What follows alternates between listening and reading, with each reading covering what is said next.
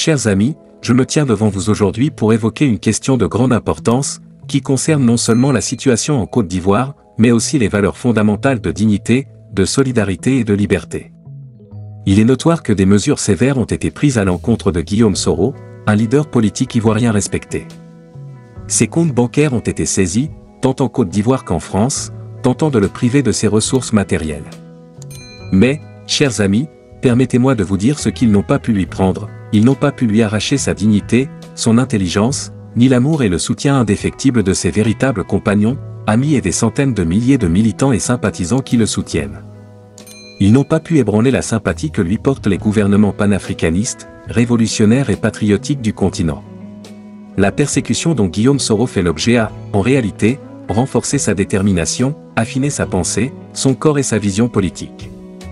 L'homme que vous voyez aujourd'hui est un combattant politique, plus fort et plus déterminé que jamais. Quant à Alassane Dramane Ouattara, nous devons parler franchement de sa situation. Il passe beaucoup de temps en France pour des raisons médicales, mais cela soulève une question cruciale.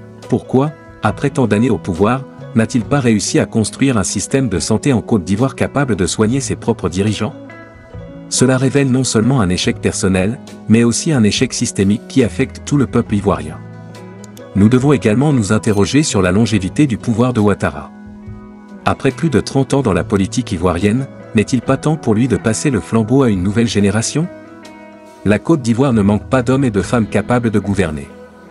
La méchanceté et l'égoïsme de certains ne devraient pas entraver l'avenir d'une nation. Nous sommes ici pour lancer un appel au changement, pour réaffirmer notre détermination à lutter contre le néocolonialisme et l'impérialisme occidental. Le hashtag « Exil est fini » symbolise notre engagement envers la souveraineté et la libération des peuples africains. Il est temps de reconnaître que nous sommes tous africains, et que nos luttes, bien que localisées, sont interconnectées et contribuent à la libération continentale.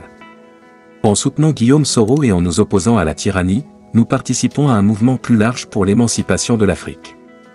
Nous devons rester unis et mobilisés pour défendre nos droits et notre liberté. En conclusion, je vous demande de réfléchir à ces mots, « Exil est fini ». Cela signifie que nous sommes chez nous en Afrique, que nous travaillons ensemble pour un continent libre, prospère et paisible. Un continent où chaque citoyen peut vivre avec dignité et respect. Merci de votre attention et de votre engagement continu envers notre cause commune. Ensemble, nous pouvons et nous allons changer le cours de notre histoire.